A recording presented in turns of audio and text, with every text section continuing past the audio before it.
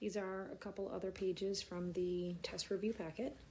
So this also will correspond with the video on graphing proportional relationships. So here we are using the graph to identify the constant of proportionality. So you'll see right here, I made an XY table. So I just looked. This was ordered pair. This was 110, and this one was 220, and then 330. And I went over here and I found the constant of proportionality. So K is 10, and then it said, what does the point 2, 20 represent? And so using my labels, I have 2 seed packs will yield 20 plants. The second one is total number of cups of coffee and the total amount of sugar required to make it. So again, I did a table, XY table, and I did 20 over 4 equals 5, 40 over 8 equals 5, and the constant of proportionality is 5. So the point 1260 right here represents that 12 pounds of sugar will make 60 cups of coffee. You also notice over here on the side, I wrote it as the coffee depends on how much sugar you have. So that was setting up with our independent, dependent variables. The third one, the graph below, represents the chocolate consumed by people. And again, constant of proportionality. Here I wrote it as ordered pairs. And there I wrote it as my y over x. And I got k equals 2. And then 918 means that 9 people will consume 18 pieces of chocolate, which basically means that each person gets 2 pieces.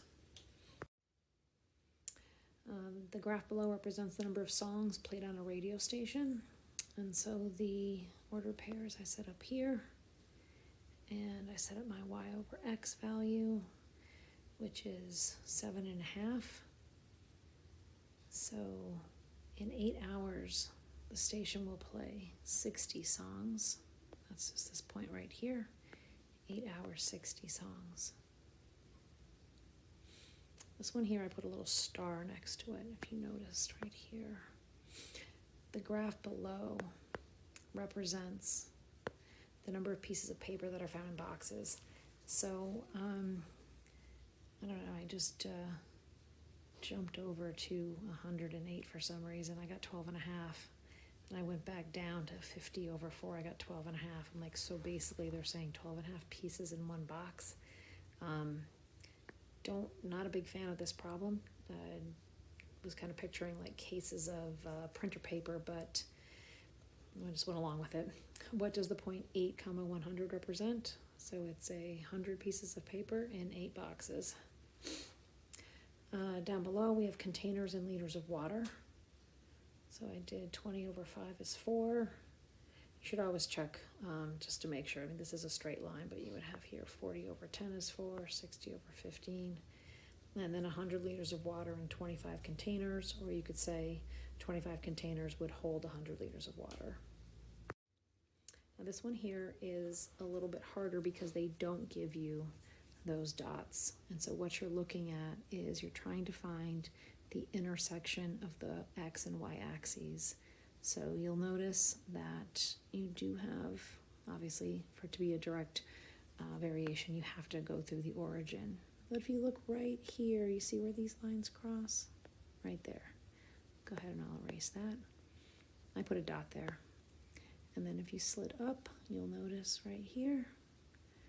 So those are the points you're looking for. You want it to be on a whole number ordered pair. So you'll see this is 0, 0.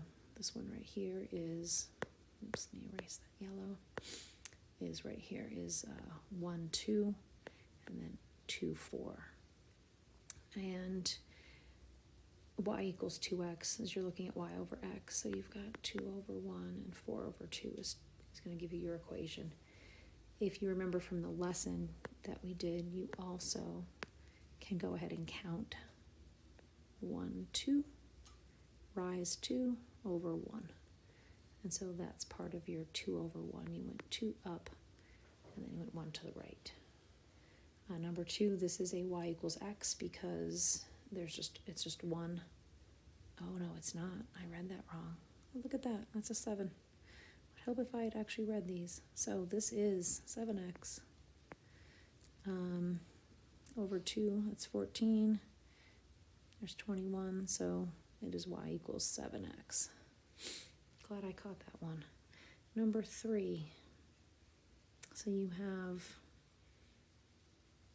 your rise, you went 4 over 9, 8 over 18, 12 over 27. So going from here to here, from 4 to 8, that's up 4, and then the 9 to 18. So I actually prefer to look at the ordered pairs than to use the counting like we did over on the first one. That's 4/9 x. This one here is 10 over 2, which is 5x. And over here, this is not negative 14 because it's a negative, so it's a positive 14x. There's 2 negatives here. So you have negative 2, negative 28. You can't see the negative on here because it's right on that line, but it's going below the 0. So this is a y equals 14x.